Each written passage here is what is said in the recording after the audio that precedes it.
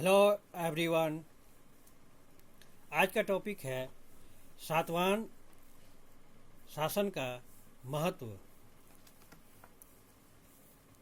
प्रथम शताब्दी ईसा पूर्व में आंध्र सातवाहन वंश की स्थापना महाराष्ट्र में हुई थी और उसके इतिहास लगभग 3 शताब्दियों तक अनेक उतार चढ़ाव के साथ चला। सातवाहन साम्राज्य के अंतर्गत समस्त दक्षिणापथ सम्मिलित था तथा उत्तर में मालवा पर भी इनका नियंत्रण रहा। सातवाहन सम्राटों ने न केवल विदेशियों के विरुद्ध अपनी स्वाधीनता की रक्षा की बल्कि साहित्य, कला, व्यापार वाणिज्य आदि को प्रोत्साहन प्रदान कर अपनी प्रजा की भौतिक एवं सांस्कृतिक उन्नति का मार्ग प्रशस्त किया।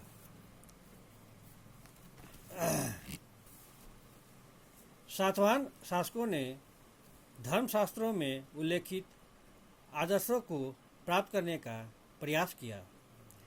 धर्मशास्त्रों के अनुसार शासक को धर्म का प्रतिपालक, देवी गुण एवं अलौकिक शक्तियों से संपन्न होना चाहिए। प्रत्यक्षतः इसका मूल उद्देश्य सातवाहन राजा में देवत्व आरोपित करना था। कहा जाता है कि ऐसा राज्य में विकेंद्रीकरण की प्रवृत्तियों पर नियंत्रण रखने के लिए किया गया। पहले राजाओं से देवताओं की तुलना की जाती थी।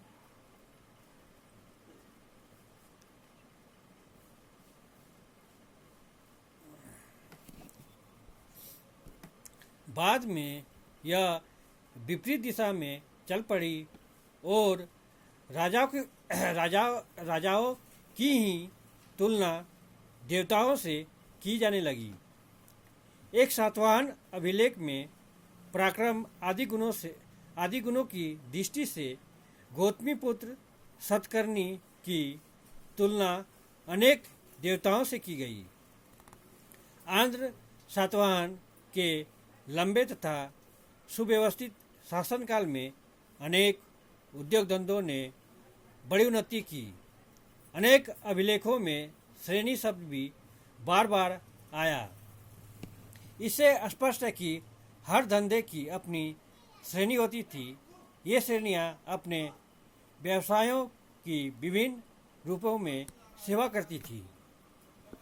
सातवाहन राज्यों में आंतरिक तथा बाह्य व्यापार ने प्रगति की। दक्कन पठार के पश्चिमी भाग में अनेक व्यापारिक नगर थे, जैसे पैठन, जुन्नर, नासिक, वैजयंती आदि थे।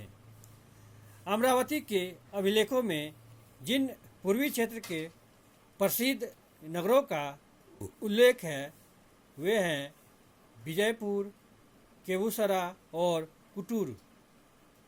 ये सभी नगर व्यापारिक गतिविधियों के प्रमुख केंद्र थे और जहां बड़े बड़े व्यापारी रहते थे। सातवाहन काल में वर्मा, सुमात्रा, अराकन, चंपा को अभी हिंद चीन बोलते हैं, इत्यादि से खूब व्यापार होता था। ऐसा प्रतीत होता है कि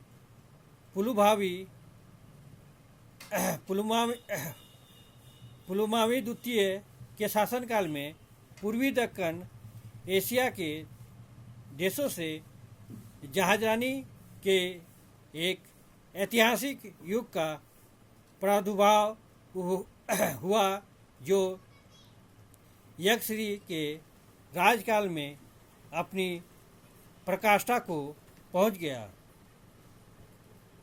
कोरोमंडल के समुद्री किनारे पर मिले सिक्कों पर समुद्री जहाज की आकृतियां हैं, जो इस महत्वपूर्ण सफलता की यादगार समझी जाती है।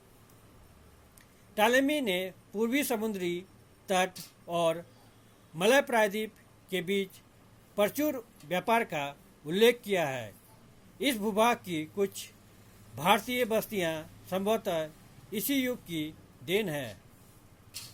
अराकान की राजधानी त्रिलिंग, श्याम की खाड़ी में काबुल और अनाम में अमरावती के नाम संभवतः आंध्र देश के इन्हीं नामों के नगरों पर रखे गए थे।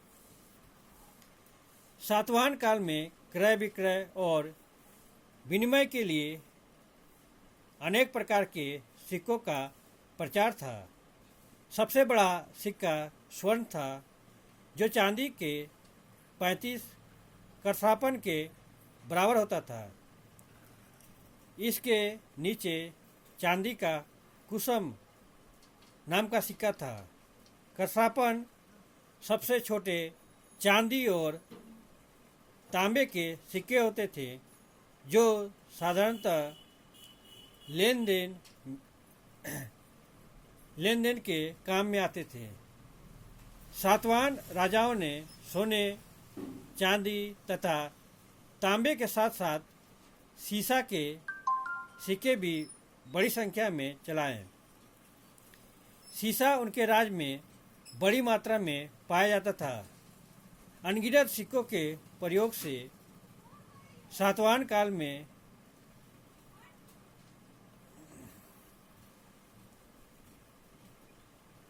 देखते हैं व्यापार और लोगों की समृद्धि का पता चलता है। पूर्व सातवाहन राजा वैदिक धर्म के कट्टर अनुयायी थे। वे सभी ब्राह्मण होने का दावा करते हैं और उन्होंने विजयी ब्राह्मणवाद के अभियान का प्रतिनिधित्व किया। प्रारंभ से ही सातवाहन राजाओं और रानियों ने अश्वमेध और वाजपेयी यज्ञ जैसे वैदिक यज्ञ किए। उन्होंने इंद्र, कृष्ण, चंद्र, सूर्य, वासुदेव इत्यादि असंख्य वैष्णव देवताओं की पूजा की। उन्होंने ब्राह्मणों को उदारपूर्वक यज्ञ संबंधी दक्षिणा दी। कहा जाता है कि उनके शासनकाल में बलि प्रथा का प्रचलन पुनः शुरू हुआ। इस काल में वैदिक धर्म उदार रहा और उसने सभी विदेशियों के लिए अपने द्वार खोल दिए। इसलिए उनमें समीपवर्ती विदेशियों ने वैदिक धर्म को अपना लिया। कुछ पुराणों में आंध्र वंश के अंत तक के राजाओं की सूची है। सातवाहन राज में ब्राह्मण एवं वैदिक धर्म के बाद बौद्ध धर्म के अनुयायियों की संख्या सबसे अधिक थी। सातवाहनों द्वारा सत्ता में आने से पूर्व ही यह धर्म दक्कन में फैल चुका था। सातवाहन शासक चाहे ब्राह्मण धर्म के अनुयायी थे, तो भी उन्होंने भिक्षुओं को भूमि अनुदान देकर बौद्ध धर्म को प्रोत्साहित किया। उनके राज में बौद्ध धर्म के महायान संप्रदाय के अनुयायियों की संख्या विशेषकर शिल्पकार वर्ग में काफ़ी बड़ी थी। आंध्र प्रदेश में नागार्जुन कोंड और अमरावती बौद्ध संस्कृति के महत्वपूर्ण केंद्र बन गए। यही स्थिति पश्चिमी दक्कन के नासिक और जुनार क्षेत्र में भी थी। दक्कन में जितनी भी गुफाएं सातवाहन काल की खुदी है, उनमें प्राय सभी का संबंध बौद्ध धर्म से है।